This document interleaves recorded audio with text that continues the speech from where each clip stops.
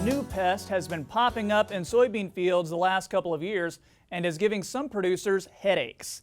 As early as this June, soybean gall midge larva was found in plants at the Eastern Nebraska Research and Extension Center.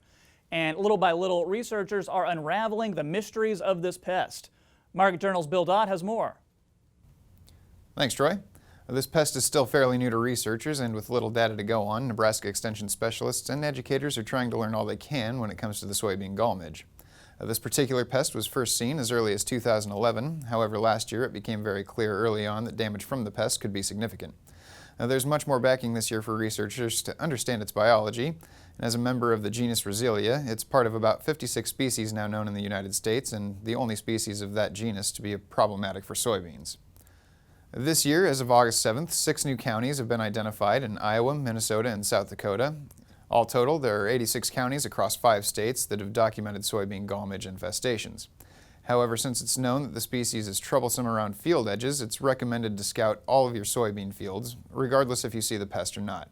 Dead or dying soybean plants could be covered by healthy ones. On top of that, you should be sure to examine plants that are still green for larvae.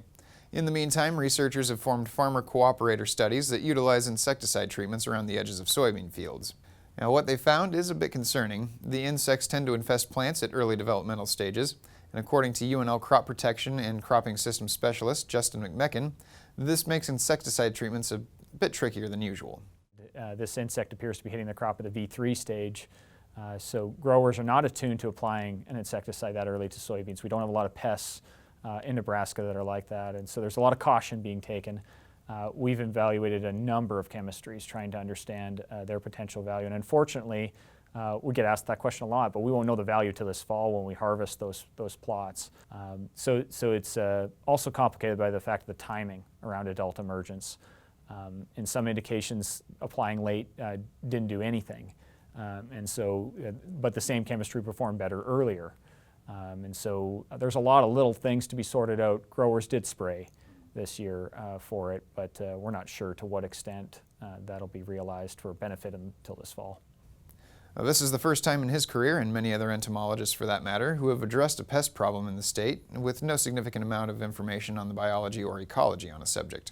While it has been a challenge to manage this problem and gain some sense of control, Justin says they've gleaned some valuable insights during their research. Now, while researchers will have to wait and see to analyze the results till the end of the season, some possible management solutions are becoming clearer, though they may not be too popular among producers.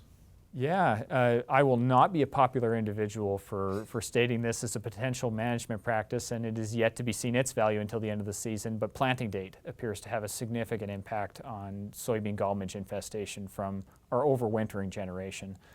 So at the Eastern Nebraska Research and Extension Center, we planted May 1st, May 15th, June 1st, June 15th, and July 1st. Our May plantings are heavily infested. About 50% of plants are infested in those plots. And our June 1st was 3% infested. So a rapid drop. No grower will be excited by a June planting.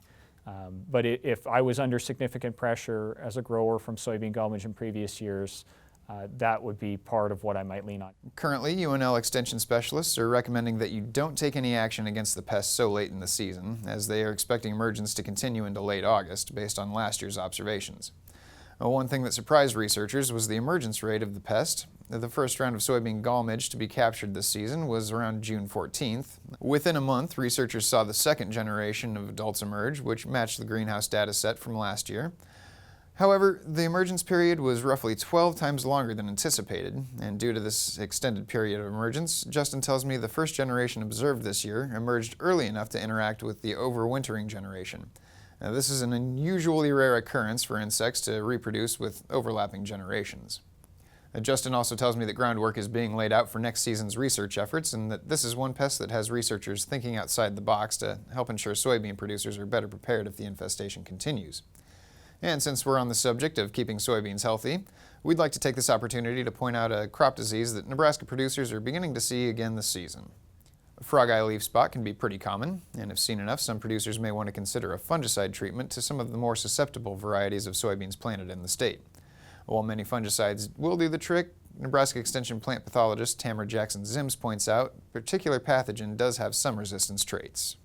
The most important thing right now we want to let people know is that we do have fungicide resistance in this pathogen to the common QOI fungicides that used to be called strobilurins. And so if making a fungicide application to control frogeye, we recommend using a product that has active ingredients representing 2 or more classes of fungicides. Strobilurins still do the best job, but don't use them alone because that might lead to fungicide resistance. Now, if these issues have been problematic for you this season and you're looking for more information on the soybean gall midge or frogeye leaf spot, be sure to visit cropwatch.unl.edu. And Troy, that's what I've got my eye on this week, so send it back to you.